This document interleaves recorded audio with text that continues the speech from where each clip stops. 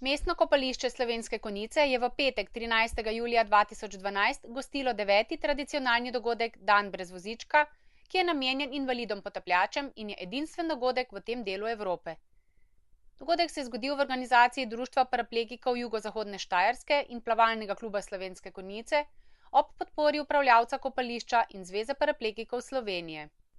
Rdeča nit tega posebnega dogodka je na prvem mestu integracija v družbo, ki ni gibalno ovirana. Na konjiškem bazenu so ljudje po poškodbi hrbtenjače po zaslugi domačina Branka Ravnaka stari znanci in so enakopraven del obiskovalcev, za katerimi se že vrsto let nihče več ne ozira, razen v primerih, ko predstavljajo različne načine premikanja, za katere pa ne uporabljajo invalidskega vozička.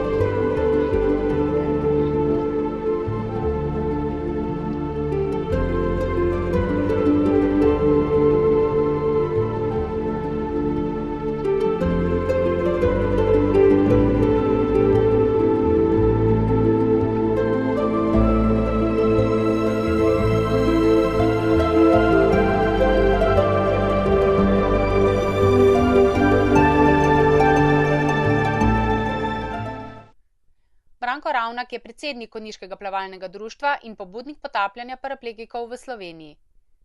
Udeleženci so v petek lahko poleg demonstracije potapljanja in vožnje s podvodnim skuterjem izvedeli za novosti na področju premikanja z drugačnimi vozički in prilagojenimi avtomobili, na prvem mestu pa je predvsem prijateljsko druženje in izmenjava medsebojnih bogatih življenjskih izkušenj.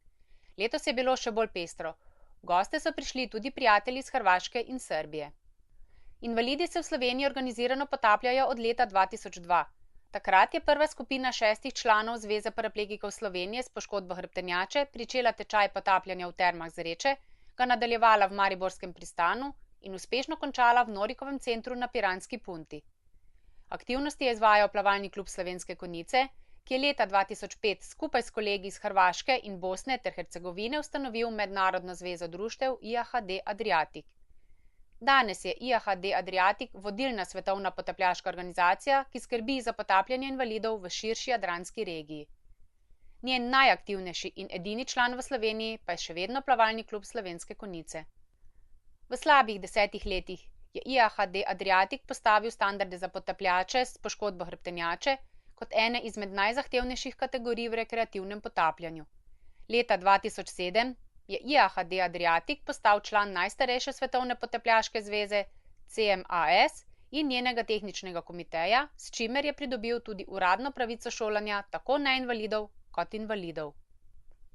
Poleg CMAS programa šolanja IAHD Adriatic skoraj 10 let izvaja in razvija 3 lastne programe, od katerih je v prvih 2 zajeto delo vseh kategorij invalidnosti, v 3. program pa so vključeni ljudje, ki želijo delati v omenjenih programih.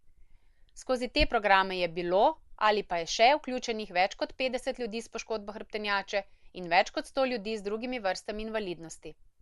V slabih 10 letih so tako postali vodilna svetovna organizacija za potapljače s poškodbo hrbtenjače, ki diktira trende na področju potapljanja za ljudi s posebnimi potrebami, organizirali prvi raziskovalni potapljaški tabor, mednarodne simpozije na to temo, festivale podvodnega filma in videa Sprehodi pod morjem in zelo pomembno, izšolali so prvega invalida s poškodbo hrbtenjače, ki je postal inštruktor potapljanja v zgodovini najstarejše in največje svetovne potapljaške zveze CMAS.